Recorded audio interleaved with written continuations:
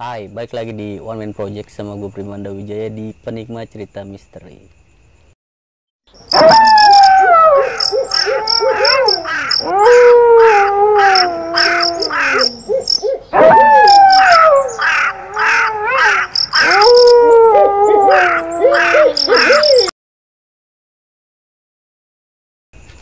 Narasumber kali ini ingin bercerita tentang pengalaman pribadinya tentang apa ya, makhluk astral mungkin ya, atau pengalaman mistis yang selama hidupnya atau semasa hidupnya dialami gitu ya.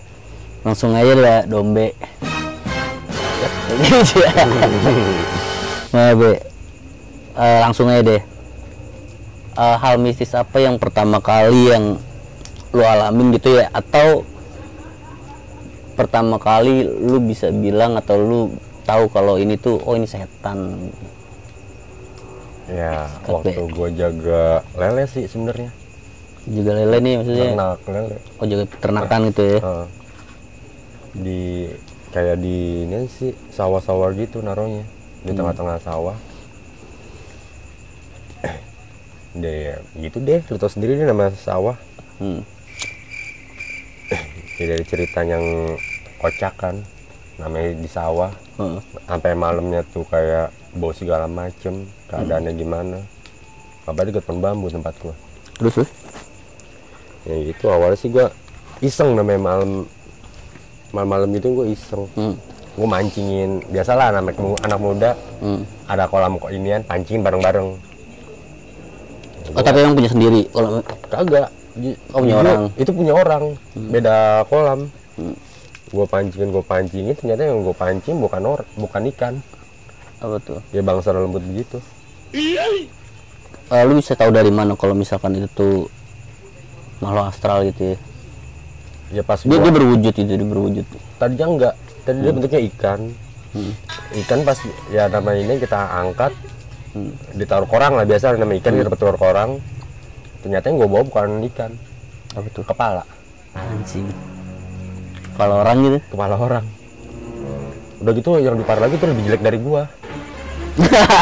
Yang bikin gua kesel. Tuh kepalanya kepala gitu aja atau memang hidup? Kepala laki-laki. Hidup. Anjing. Di situ pengalaman lu pertama kali tuh ya? Pertama kali gua langsung kayak gitu ya. Emang dari awalnya memang ceritanya udah banyak. Itu kan dulu kan di situ, di tempat itu ada Belanda yang paling dipenggal. Orang Belanda. Tapi yang gua temuin itu bukan Belandanya malah. Semenjak lu ngalamin kejadian itu, apa sih yang lu rasain tuh? Takut kah atau? Awalnya sih gua nggak takut sama gitu-gituan ya. Awalnya. Oh, memang nggak takut lu ya? Emang awalnya gua nggak terlalu takut, kan biasa gua udah pesantren juga kan. Gua udah begitu ya. Gua pikir main iseng doang. Ternyata ya begitu. Kabur-kabur juga. Kalau ngerasa diganggu gitu ya, maksudnya lu pernah nggak sih ngerasa keganggu sama yang kayak gitu-gitu tuh? Atau pernah ngalamin hal apa yang ngebuat lu tuh anjing nih, apa namanya, ganggu banget nih, risih nih gue kayak gini nih gitu? Ada. Itu kalau gua kejadian gua kalau pulang main nih, kan gua pulang tengah malam terus kan. Itu berasa dikejar, bukan diikutin lagi, bukan ditonggol lagi, tapi dikejar. Itu selalu. Itu ada daerah tertentu di mana atau gimana? Itu di depan gang gua. Itu setiap lewat situ tuh. Setiap gua balik. Pokoknya gua balik di atas jam 2 jam 3, pasti gua nemuin gitu. Entah keadaan motor gua mati, abis gitu dari pohon kapuk jatuh. Entah gua pas belok ada orang lagi duduk, ternyata gua perhatiin bukan orang. Terus ada anak kecil lari-larian tapi nggak pakai baju, tapi kakinya kagak ada. Itu yang buat lu risih tuh, yang ngerasa keganggu tuh ya?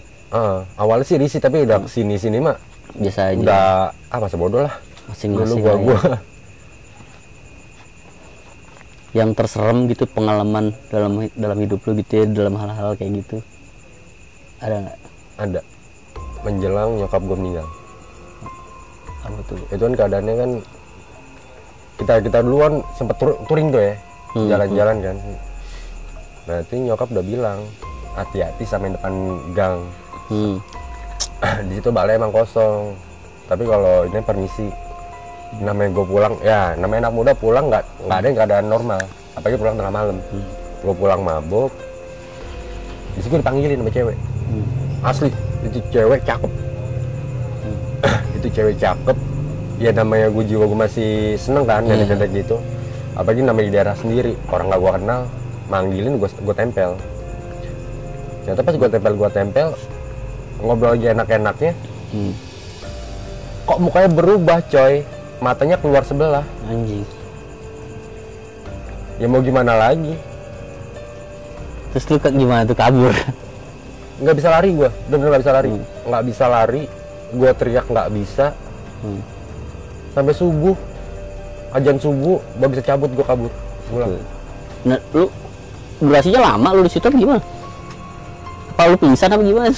Kagak, gimana sih, jadi lu mau lari nggak bisa, lu mau teriak nggak bisa, lu mau balik badan juga nggak bisa. Udah gitu keadaan namanya gang gue tuh di kala itu emang sepi tengah malam. Dan lu diem aja nge-freeze gitu, jadi patung gitu.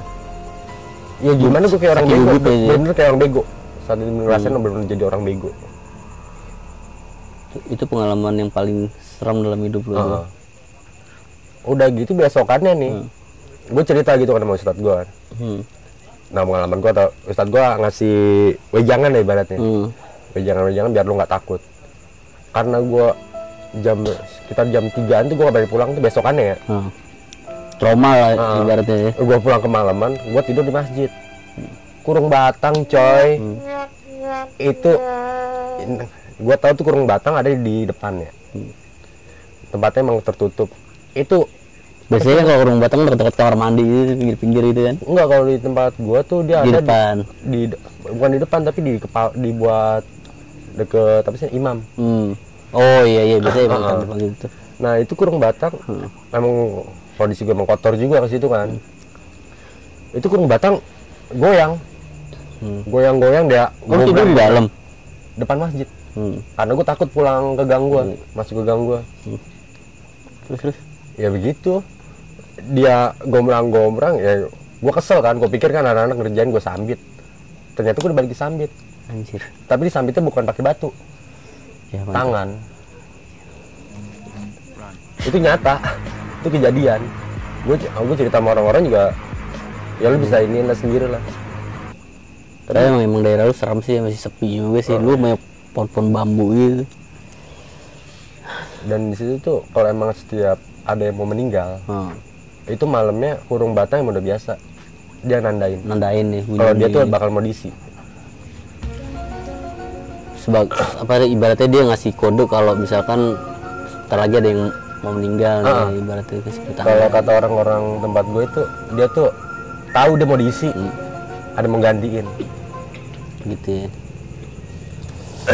Oke, Be, thank you untuk waktunya nih. Penikmat cerita misteri, jangan lupa like, komen, dan subscribe channel ini agar kedepannya aku masih bisa berbagi cerita-cerita yang lebih menarik. Thank you.